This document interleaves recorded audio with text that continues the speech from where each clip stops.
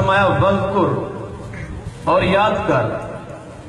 اصل میں یہ فعل امر ہے. اللہ کریم نے فرمایا اذکر، تو یاد کر ربا کا، اپنے رب کو. تھوڑا ساتھ دیں گے. تو یاد کر اپنے رب کو، تو یاد کر اپنے رب کو. ذرا پاک کلام اٹھا کے دیکھیے، ایک اس سے ملتی جلتی آیا کریمہ ہے. اللہ رب العزت نے فرمایا قل هو اللہ احد. محبوب آپ کہیے اللہ ایک ہے. آپ کہیے اللہ ایک ہے. وہ تو آئی تھی ایک کا پتہ دینے کے لیے، جب کسی کو نہیں پتا تھا. کسی نے 360 بنائے ہوئے، کئیوں نے اس سے زیادہ بنائے ہوئے. کوئی پتھر کے آگے، کوئی درخت کے آگے، کوئی دریا کے آگے، کوئی سورج کے آگے، کوئی کدھر ماتھے مار رہا تھا. وہ ایک کا پتہ دینے کے لیے ہے. مالک کیا ضرورت پڑی؟ تو کہنے لگا. مالک تو کہنے لگا. محبوب تو کہہ میں ایک ہوں. سبحان اللہ سبحان اللہ. بات سمجھیے گا. مالک تو کہے، مالک تو یہ اپنے محبوب سے کہے کہ محبوبہ تو بھی کہے کہ میں ایک ہوں. اور جس وقت میرے رب کے پیارے محبوب نے کہا اللہ احد ہے، احد اس میں تفصیل کا صیغہ ہے جس میں زیادتی کے معنی پائے جائے. ایسا معنی جس کو نہ ماپا جا سکے، نہ توڑا جا سکے، نہ پورا جس کا ادراک کیا جا سکے. جس وقت بندہ مومن اس پر غور کرے تو اس کی میں غرق ہو جائے. ایسے ہی جس وقت میرے آقا نے فرمایا نا احد، سبحان اللہ، تو میرے رب آ گئی چس. میرے رب نے فرمایا محبوب تو نے جس طرح میٹھے میٹھے انداز کے اندر، او میری ہی آواز کے اندر تو نے جس طرح مجھے ایک کہا نا اب وذکر. سبحان اللہ سبحان اللہ. یہ کا کما کم کی کما کننا، ہوا ہما ہم، ہیا ہما ہننا، یہ عربی کی ضمیریں ہیں. یہ جس وقت آپ کے ذہن میں ان کا معنی آ جائے گا نا پھر آپ کو اور لذت آئے گی. اللہ رب العزت نے فرمایا وذکر ربک، وذکر ربک، یاد کر اپنے رب کو. اب آگے ضمیر واحد ہے. ربک صبر کا، ربک. جس طرح آپ کہتے ہیں السلام علیکم، نماز میں کہتے ہیں ایھا النبی، السلام علیکہ ایھا النبی. وہاں بھی آپ واحد ضمیر لگاتے ہیں. مجھے سلام کریں گے جمع کی ضمیر لگائیں گے. ادھر آپ واحد ضمیر السلام علیکہ ایھا النبی ہو. تو یہاں بھی میرے رب نے فرمایا محبوب اپنے رب کو یاد کر، رب کا یاد کر، ایسا یاد کر، ایسا یاد کر کہ ہر چیز کو بھول جا. بڑا زبردست نقطہ ہے اس آیت کریمہ کے اندر. یہ میری اختتامی گفتگو ہے. وہ کہنے والوں نے کہا تھا ایک نقطے وچ گل مکدی. اگر میں 1 گھنٹے کی بھی گفتگو کروں اور اس میں خلاصہ آپ کو یہی ملے تو پھر اتنی گفتگو میں بھی جو ہے اگر مل جائے تو وہ کافی ہے. اللہ رب العزت نے فرمایا وَتَبَتَّلْ إِلَيْهِ تَبْتِيلًا، وَتَبَتَّلْ إِلَيْهِ تَبْتِيلًا. ایسا یاد کر، ایسا یاد کر، ایسا یاد کر کہ ہر ایک سے الگ تھلگ ہو جا، ہر ایک سے کٹ جا. مالک کریمہ تیرا محبوب جب ہر ایک سے الگ ہو جائے گا، ہر ایک کو چھوڑ دے گا، تو یہ تو دنیا والوں کو روشنی دینے کے لیے آیا ہے. وہ دنیا کی ظلمت میں ڈوبے ہوئے ہیں، وہ دھکے کھا رہے ہیں. یہ تو ہاتھ پکڑنے کے لیے آیا ہے. تو نے کیسا سوال کر دیا اور کس طرح کی مانگ لی کہ محبوب تو مجھے ایسا یاد کر ہر ایک کو چھوڑ دے. سبحان اللہ سبحان اللہ. ہر ایک کو چھوڑ دے. اگر ایسا ہوتا تو نہ صدیق ہوتے، نہ عمر ہوتے، نہ عثمان ہوتے، نہ علی ہوتا، نہ فاطمہ ہوتی، نہ ازواج مطہرات ہوتی، اور نہ غوث الاعظم ہوتے، نہ تیرے میرے شاہی ہوتے، کچھ بھی نہ ہوتا.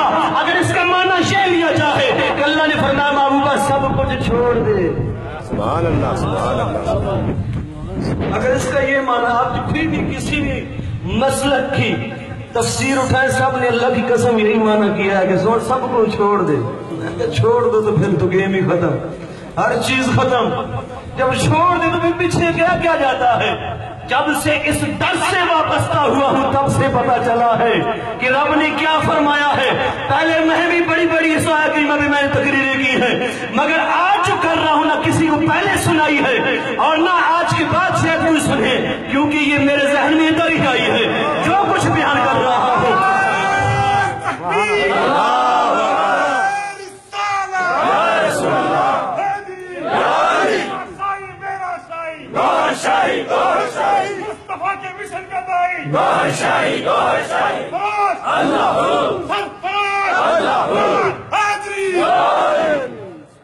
महबूब सब को छोड़ दे, जब बात खत्म हो जाती है, जब सब को छोड़ दे। महबूब आपने जहरी जिंदगी मुबारक 63 साल पानी है और आपने अरब में रहना है। तेरे गुलाम अजम में भी होंगे, शाक में भी होंगे, गर्ब में भी होंगे और शमाल जुनूब में, इस कायनात के, इस जमीन के कोने कोने में होंगे, जो आपका नाम सुन के, मेरा कलाम सुन के, तेरा पैगाम सुन के मुझे मानेंगे, तुझे मानेंगे। महबूब मैं हर एक के इस वक्त दिल के अंदर जब मैं गर हो जाऊंगा, हाय हाय, आपको पैगाम गोशई समझ आ जाएगा। हर एक की जिस वक्त मैं अंदर समा जाऊंगा, हर एक की जिस वक्त मैं अंदर समा जाऊंगा, फिर जो गैर है सबको छोड़ देना, जो मेरे है अपना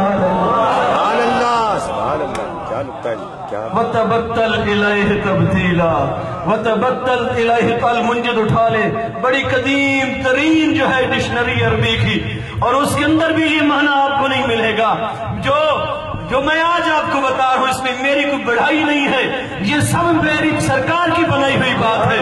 और मेरी सरकार को मेरे रब ने फरमाया, महबूबा मेरा जिक्र इस तरह कर कि आले बातन जिधर भी बैठी हुई हो उनको अपने साथ मिला ले, उसको रोने याद कर।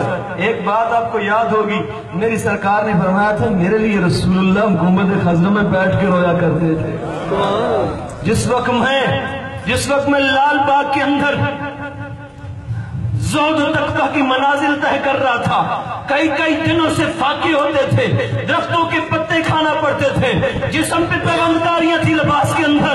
तो जिस वक्त मुझे हुजूरी, दैनी हुजूरी हासिल हुई, तो उस वक्त मुझे बताने वालों ने बताया, गोरशई तू उधर जिस वक्त फाकों से गुजरता था, तड़पता था, इधर तेरे लिए रसूलुल्लाह तड़पते थे।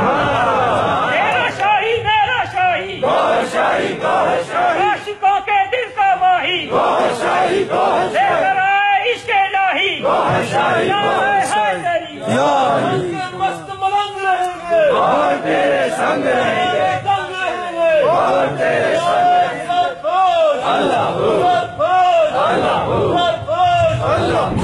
फकीह अबू लैस समरकंदी आप अपनी तफसीर के अंदर एक बात लिखते हैं। आप फरमाते हैं कि एक कौवा था, शायद आपने पहले सुनी हो क्योंकि आप इस ही माहौल के साथ रिलेटेड है। बात बड़े मजे की है। फरमाते हैं कि एक कौवा था, उड़ते उड़ते एक जंगल की जानिब गया। उसी जानिब एक जाकिर गया जो कि लकड़ियां लेने के लिए गया। उसने कुल्हाड़ा चुलाया, वो लकड़ी से खता हो गई, उंगली पे लगा, उंगली का एक पोर कट गया, उंगली का। अब वो उस वक्त के जो मुआलिज थे उनके पास वो जाकिर साहब वहीं से, जो अल्लाह का जिक्र करने वाले थे, वहीं से फिरे और आगे पोर उधर ही छोड़ रहे। अब कौवा जो था वो तो गोश्त की तलाश में रहता, उसकी नजर पड़ी उस पोर पे, एक उस उंगली के टुकड़े पे, उसने उसको उठाया, परवाज करता हुआ जा रहा था कि अचानक फजा से उसकी पंजों से उंगली छूटी, चोंच से या पंजों से उंगली से उस उंगली छूटी और ऐसे एक कब्रिस्तान में जाके गिर गई जहां पे अजाब इलाही नाजिल हो रहा था। फकीह अबू लैस समरकंदी फरमाते हैं, अल्लाह ने अचानक फरिश्तों को हुक्म दिया कि यहां से अजाब उठा लो। क्या करो?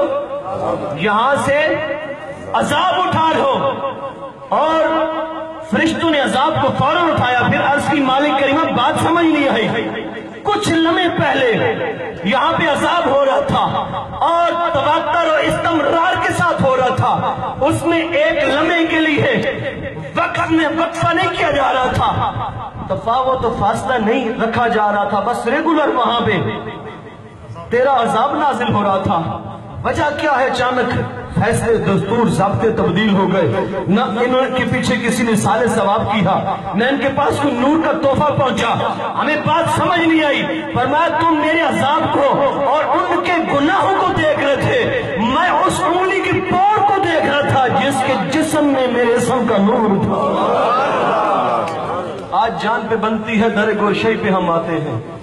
یہاں سے وہ نور جسم میں جاتا ہے، اثرات بھاگ جاتے ہیں، تکلیفیں بھاگ جاتی ہیں، یہ ہمیں رنگ کی بھیجتے ہیں، ہم یہاں سے جاتے ہیں سارا کچھ برباد کر کے پھر آتے ہیں، پھر رنگ کی بھیجتے ہیں، جیسا ظرف سمندر کے پاس بھی نہیں ہے۔ یہ تو ان کی شان کریمی ہے، یہ ان کی سخاوت ہے۔ اللہ کی قسم اس دور کے اندر جن جن حالات کا ہمیں سامنا کرنا پڑ رہا ہے، وجہ یہی ہے جو ہتھیار ہمیں یہ پہناتے ہیں، جن ہتھیاروں کے ساتھ یہ ہمیں لیس کرتے ہیں، ہم یہاں سے نکلتے ہیں، اٹھا کے پھینک دیتے ہیں۔ اگر وہ ہمارے سامنے ہونا، پھر معین الدین چشتی اکیلا آتا ہے اور پورے سب کنٹیننٹ کے اندر، برے صغیر کے اندر سارے ہندو تھے، ایک نگاہ اٹھتی ہے معین الدین کی، 90 لاکھ کی کایا پلٹ رکھ دیتا ہے۔